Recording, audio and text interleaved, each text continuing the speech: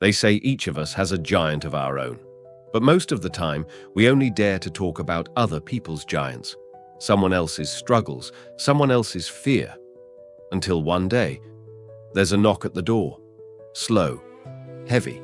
And when you open it, the giant is standing there. Not in someone else's story, but right at your doorstep. Have you ever experienced that moment? Your giant may not wear armor, may not stand 9 feet tall or roar threats across the valley, but it has a name. And that name is etched deep in your mind. Sometimes it's fear, sometimes doubt, failure, past sin, or haunting memories that refuse to let go. That giant doesn't even need to step into your home. It just needs to live inside your head. And that's the most dangerous place of all. I've come to realize something. Giants don't show up when we're on mountaintops. They wait, they hide, and then they appear the moment you fall into a valley, the time when you're tired, worn out, and unsure of your way forward. That's when the giant's voice is the loudest, thundering through the silence. Picture this. You're standing in the middle of that valley. Cold wind brushes against your face. No one beside you.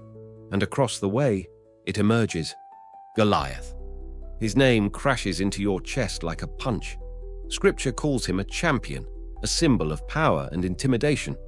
Taller than anyone, stronger than anyone, more experienced than anyone. And he knows it.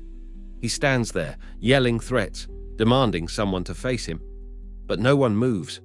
One by one, everyone retreats back to camp. Even the king, Saul, is silent. The story shifts, not because a seasoned warrior steps up, but because a shepherd boy does.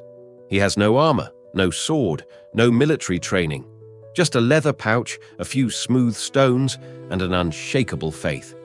His name is David. David didn't come to fight. He only came to bring food to his brothers. But when he hears Goliath's voice, he doesn't tremble. He gets angry. Not because of personal insult, but because God's name is being mocked. You come to me with sword, spear, and javelin, but I come to you in the name of the Lord of hosts. One young man, with no power, no title, dares to step into the valley.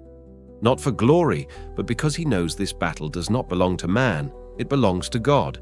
The moment David reaches into his pouch and pulls out a smooth stone from the brook, silence falls. Goliath laughs, a loud, mocking laugh. David slings the stone.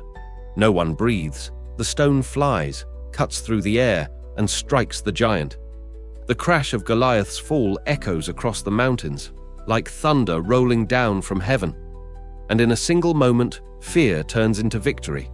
The weakest among them did what no one else dared, and through that, an entire nation was set free from the grip of fear. Have you ever stood in that valley? Have you ever felt too small to face what's pressing in on you? I know that feeling. I've laid awake at night in worry. I've trembled before decisions I couldn't face.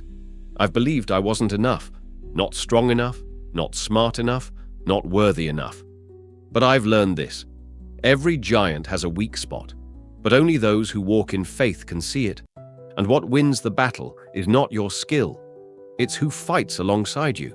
After the battle, David brought Goliath's head as proof and placed the giant's weapons inside his tent. Why do you think he did that? Not to show off, but to remember.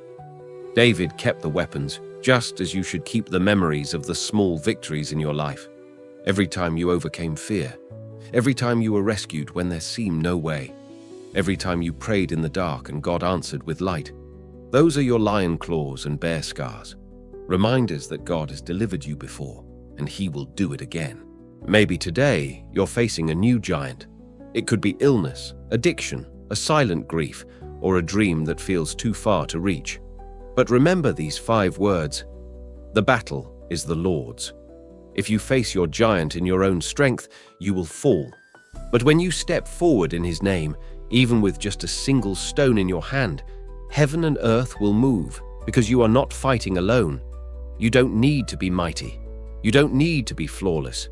You just need one thing: the courage to step out of the tent. Because when you do, the giant will no longer be the victor. It will simply be the shadow of a defeated threat. Now I ask you this: what is your giant's name? Will you dare step into the valley? Will you dare believe that the victory is already written by a God who never fails?